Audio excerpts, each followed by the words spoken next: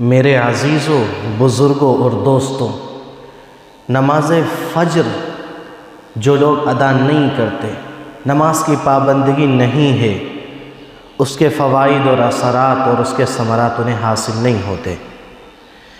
نماز فجر ہی کو آپ لے لیں، اللہ رب العزت نے اس میں بے شمار فائدے، خیر اور برکتیں رکھی ہیں۔ بڑا ہی بدنصیب شخص شمار ہوتا ہے جس کو نمازوں کی پابندگی اور خصوصاً جسے فجر کی نماز کی توفیق حاصل نہیں ہوتی۔ آئیے میں تقریباً جو لوگ نماز فجر کی پابندگی نہیں کرتے 14 نقصانات میں آپ کو، اور اسی طریقے سے جو عمل کرتے ہیں، اس پر پابندگی کرتے ہیں، اللہ انہیں نماز فجر کی توفیق عطا فرماتا ہے۔ 14 فوائد کے حامل ہیں وہ لوگ۔ سب سے پہلا فائدہ، اللہ کے نبی علیہ السلام نے ارشاد فرمایا، بشر المشائین فی الظلم الی المساجد بالنور التام یوم القیامہ۔ یہ پہلا فائدہ کہ تاریکیوں میں مسجد جانے والوں کو بروز قیامت مکمل نور حاصل ہوگا۔ دوسرا فائدہ، نماز فجر پڑھنے والوں کے لیے جنت کی ضمانت رسول اللہ صلی اللہ علیہ وسلم کے اس ارشاد سے ملتی ہے کہ ان کو جنت کی ضمانت عطا ہوتی ہے۔ فرمایا، من صلی البردین دخل الجنہ، جس نے 2 ٹھنڈی نمازوں کا اہتمام کیا، جس میں سے ایک فجر کی نماز ہے، دوسری عصر کی نماز ہے، فرمایا کہ ایسا شخص جنت میں ضرور داخل ہوگا۔ تیسرا فائدہ، رسول اللہ صلی اللہ علیہ وسلم نے فرمایا، لن یلج النار احد صلی قبل طلوع الشمس وقبل غروبها یعنی الفجر والعصر۔ وہ شخص ہرگز جہنم میں نہیں جائے گا جو طلوع آفتاب سے پہلے اور غروب آفتاب سے پہلے نماز پڑھے، اس سے بھی مراد فجر کی اور عصر کی نماز ہے۔ چوتھا فائدہ ہے، نماز فجر پڑھنے سے اللہ کی حفاظت میں انسان رہتا ہے۔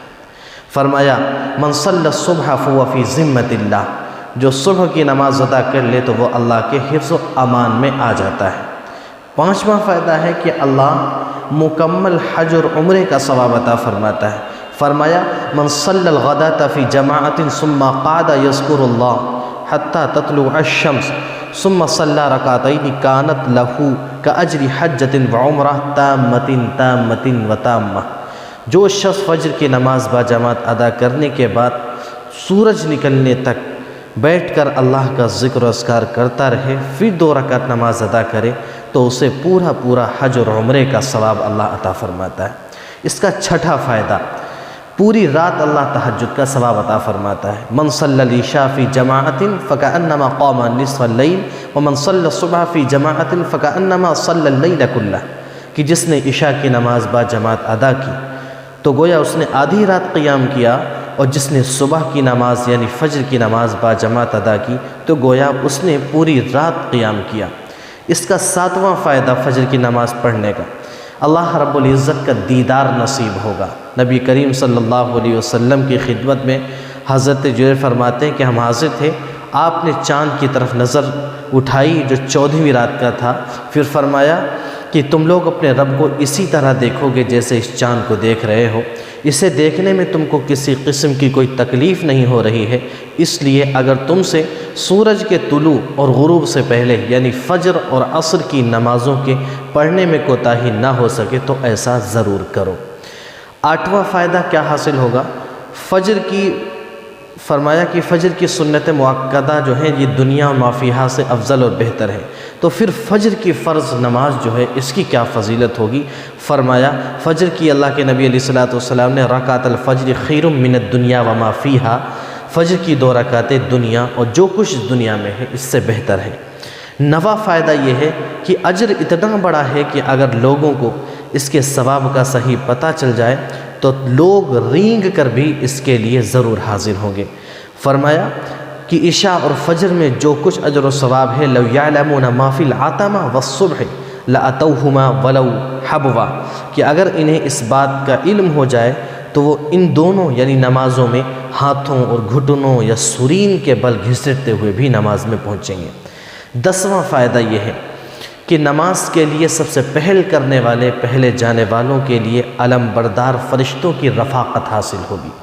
فرمایا کہ بے شک فرشتہ اپنا علم اٹھائے سب سے پہلے مسجد جانے والے کے ساتھ جاتا ہے اور اس کے واپس گھر آنے تک اس کے ساتھ میں رہتا ہے۔ 11واں فائدہ ہے کہ رات اور دن کے فرشتوں کا نماز فجر کے وقت جمع ہونا۔ کیا ہے؟ تجتمع ملائکۃ اللیل و ملائکۃ النہار فی صلاۃ الفجر، کہ رات کے فرشتے اور دن کے فرشتے نماز فجر میں اکٹھے ہوتے ہیں، تو گویا کہ آپ کی حاضری دونوں فرشتے لگا لیتے ہیں۔ 12واں فائدہ، با جماعت نماز فجر اور عصر پڑھنے والوں کے لیے فرشتوں کی گواہی بھی ملے گی اور ان کی شفاعت یعنی سفارش بھی حاصل ہوگی۔ رات کے فرشتے اور دن کے فرشتے ایک دوسرے کے پیچھے تمہارے درمیان آتے ہیں، فجر کی نماز اور عصر کی نماز کے وقت وہ اکٹھے ہو جاتے ہیں، پھر جنہوں نے تمہارے درمیان رات گزاری ہوتی ہے وہ اوپر چلے جاتے ہیں، ان سے ان کا رب پوچھتا ہے، حالانکہ وہ ان سے زیادہ جانتا ہے، کہ تم میرے بندوں کو کس حال میں چھوڑ کر آئے؟ وہ جواب دیتے ہیں کہ ہم انہیں اس حالت میں چھوڑ کر آئے ہیں کہ وہ نمازیں پڑھ رہے تھے اور ہم ان کے پاس کل عصر کے وقت اس حالت میں پہنچے تھے کہ وہ نماز پڑھ رہے تھے۔ تو فرمایا کہ فرشتے پھر سفارش کرتے ہیں، اللہ رب العزت آپ انہیں روز قیامت معاف فرما دیجئے گا۔ یہ نبی کریم صلی اللہ علیہ وسلم کا ارشاد ہے کہ فرشتوں کی گواہی بھی حاصل ہوتی ہے اور سفارش بھی ان کی ملے گی۔ 13واں فائدہ یہ کہ فرشتوں کی دعا حاصل ہوتی ہے۔ پیارے کریم صلی اللہ علیہ وسلم نے ارشاد فرمایا کہ جو شخص نماز فجر پڑھنے کے بعد اپنی جائے نماز پر بیٹھا رہے تو فرشتے اس کے لیے دعا کرتے ہیں، اور فرشتوں کی دعا یہ ہوتی ہے، اے اللہ اس بندے کی مغفرت فرما دے، اے اللہ اس بندے پر رحم فرما دے۔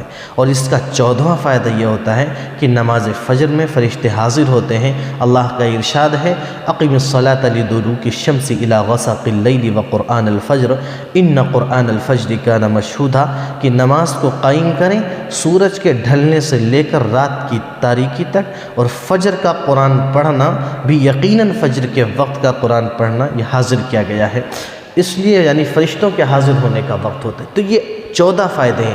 اب اس سے خود اندازہ آپ لگا سکتے ہیں، جو لوگ نماز فجر کی پابندگی نہیں کرتے انہیں یہی 14 نقصانات کا سامنا کرنا پڑے گا۔ اللہ رب العزت نماز فجر اور تمام نمازوں کی پابندگی کی ہمیں توفیق عطا فرمائے۔